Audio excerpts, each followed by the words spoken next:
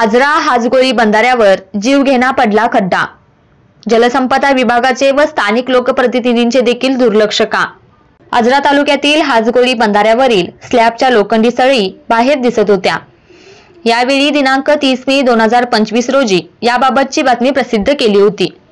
आज दिनांक 30 जून 2025 रोजी एक महिना झाला, तरीही याकडे जलसंपदा विभागाने दुर्लक्ष केल्यामुळे आज या धरणामध्ये भला मोठा खड्डा पडला आहे व या विभागाकडून धरणावरून पाणी जात असताना ये जा करू नये असा फलक लावला आहे। मुळात धरणावर पाणीच नाही, धरणावर भला मोठा खड्डा पडला आहे, तरीही प्रशासनासह या विभागातील सरपंच, आजी माजी, जिल्हा परिषद व पंचायत समिती सदस्य यांचे देखील दुर्लक्ष। किमान धरणावरून सळ्या बाहेर पडलेल्या दिसत होत्या, तरीही या विभागात जाऊन धरणाची डागडुजी करण्याची कल्पनाही दिली नाही। साधे निवेदन देखील कोणीही दिले नाही। त्यामध्ये अतिपावसाने बंधाऱ्याला गळती लागू शकते। यामध्ये जून मधील पाऊस, अवजड वाहने, शालेय विद्यार्थी व प्रवासी वाहतूक, एसटी अशा सर्व वाहनांची ये-जा सातत्याने या बंधाऱ्यावरून होत असते। आता या धरणावरून जाणारी सर्व वाहने बंद करण्यात आली आहेत। किमान आता तरी जलसंपदा विभागाने या धरणाकडे लक्ष द्यावे अशी मागणी होत आहे। याबाबतचा आढावा घेतला संपादक संभाजी जाधव यांनी। पहा फक्त सह्याद्री लाईव्ह वर थेट घटनास्थळावरून। नमस्कार, आपण आहोत कोल्हापूर जिल्ह्यातील आजरा तालुक्यात व आजरा तालुक्यातील हाजगोळी बंधाऱ्यावर। मागील 30 जून रोजी याच वेळी आपण या धरणाला धोका असल्याची बातमी केली होती। आज देखील 30 जून आहे व तोच वेळेला आपण या धरणावरती चालवलो आहोत। या ठिकाणी या धरणावरती मोठा खड्डा पडलेला आहे आणि या खड्ड्याचा भाग व बाजूनं संरक्षण दिलेलं नाही या ठिकाणी।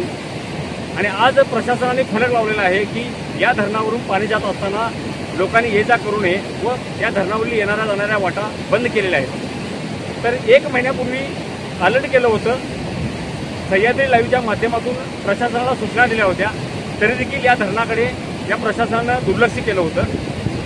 त्या पद्धतीनं या विभागातील सरपंच, ग्रामपंचायत सदस्य किंवा माजी पंचायत समिती, माजी जिल्हा परिषद सदस्य यांनी देखील याच्याकडे दुर्लक्ष केलं।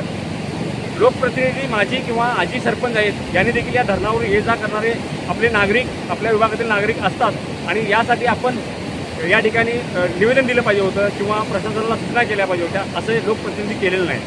मुळात प्रशासनानं, शासनानं लोकप्रतिनिधी ठेवलेच नाहीत। गेल्या 4 वर्षापासून या राज्यामध्ये निवडणुका नाहीत कोणत्याही जिल्हा परिषद, पंचायत समितीच्या, त्यामुळे लोकप्रतिनिधी देखील म्हणतात की आम्ही आज लोकप्रतिनिधी नाही आहे, आम्ही कोणत्या पद्धतीने जाऊन तिथं विचारणा करायची असा प्रश्न निर्माण झालेला आहे। हा गंभीर प्रश्न आहे। हा माननीय सदाशिवराव मंडलिक, माजी खासदार यांनी हे धरण बांधलं होतं, त्या काळापासून आजपर्यंत या धरणाला धोका नव्हता, परंतु या प्रशासनाच्या दुर्लक्षामुळं, जलसंपदा विभाग आजरा यांच्या दुर्लक्षामुळं या धरणावरती खड्डे पडत गेले। मागील 1 वर्षामागे 25 लाख रुपये निधी या धरणावरती लावला होता। तो निधी कुठे खर्च केला, काय केला याची देखील आता अटक चौकशी नाही। माननीय आरोग्यमंत्री व कोल्हापूर जिल्ह्याचे पालकमंत्री प्रकाश आंबेडकर यांनी या धरणाच्या संरक्षण करण्यासाठी निधी लावला होता, त्याचं देखील यापुढे काय झालेलं नाही किंवा त्यांच्याकडून समजेल जलसंपदा विभागाकडून की या निधीचं किंवा काय केला किंवा जी प्रकाश आंबेडकर यांनी जे धरणाला निधी लावला होता याबाबत काय झालं। परंतु सातत्यानं या जलसंपदा विभागाचं येथील आजरा तालुक्यातील धरणं आहे, धरणावरील दुर्लक्ष होत आहे आणि हे दुर्लक्ष झाल्यामुळे अशी पुन्हा धरणं होऊ शकणार नाहीत। आणि यासाठी या आत्ता पडलेला खड्डा हा मोठा जीवघेणा खड्डा आहे, हे धरण देखील कोसळू शकतं त्या खड्ड्यामुळं। यासाठी आता तरी किमान या जलसंपदा विभागांना आपले डोळे उघडून व या खड्ड्याकडे येऊन पाहावं आणि त्याची डागडुजी पुन्हा एकदा करावी अशी मागणी या विभागातील लोकांच्याकडून, आजरा तालुक्याच्या नागरिकांकडून होते। धन्यवाद।